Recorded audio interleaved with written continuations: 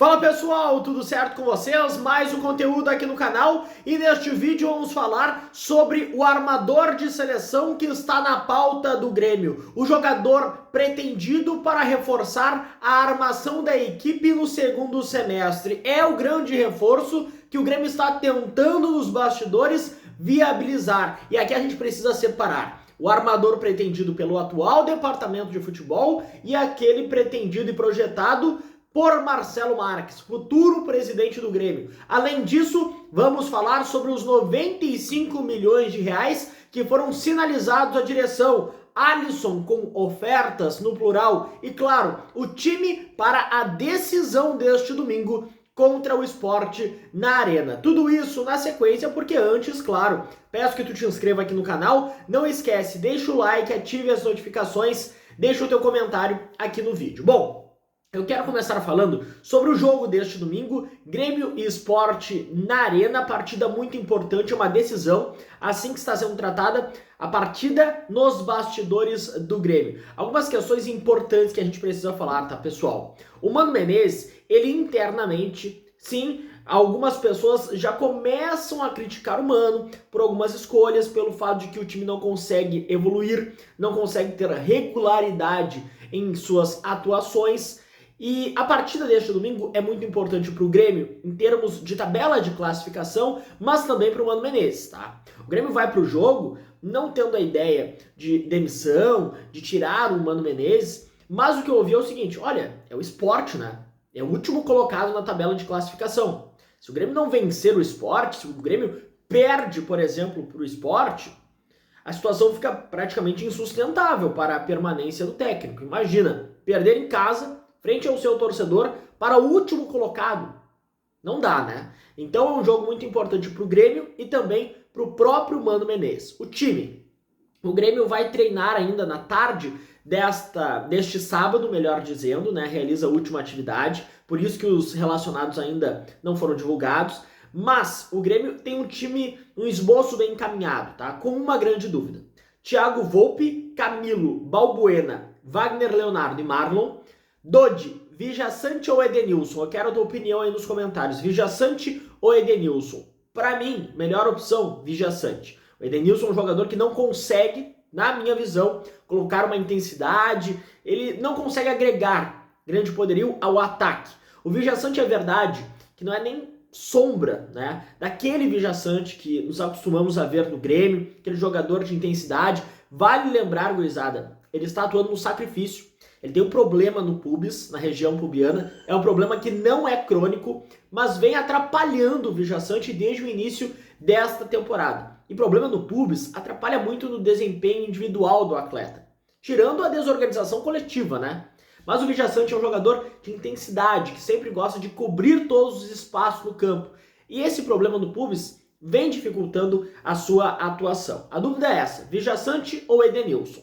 Riquelme, Alisson, Kiki Oliveira e Bright White, essa provável escalação do Grêmio. Eu quero a tua opinião, teu time para o duelo de amanhã contra o Sport e este questionamento na abertura de meio campo. Vijaçante ou Edenilson, quem você escalaria como o titular? Bom, para avançarmos aqui, precisamos falar sobre as propostas, no plural, que foram sinalizadas em valor milionário. 95 milhões de reais, 15 milhões de euros. Propostas da Rússia pelo Alisson, do Dinamo de Moscou e também do CSKA. A formação foi trazida ontem pelo Marco Souza e pelo Felipe Duarte, né, lá de GZH, de que os dois clubes russos, o Dinamo de Moscou e o CSKA, sinalizaram ao Grêmio que estão dispostos a investir 15 milhões de euros para a contratação do Alisson. Lembrando aqui o contrato do Alisson, tá? Ele tem contrato com o Grêmio até o final de 2028.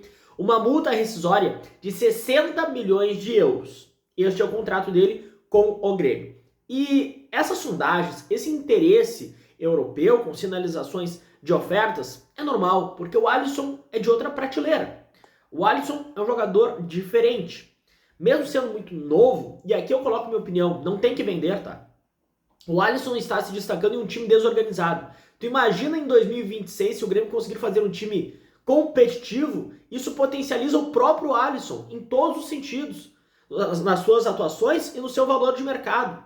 O Alisson não tem nem um ano completo de profissional.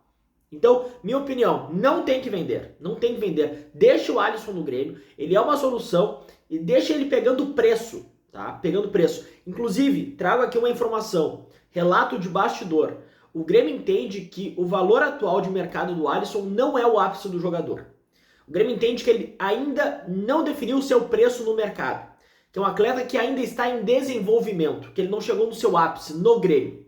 O Grêmio entende que não é o melhor momento, o melhor timing para fazer esse negócio.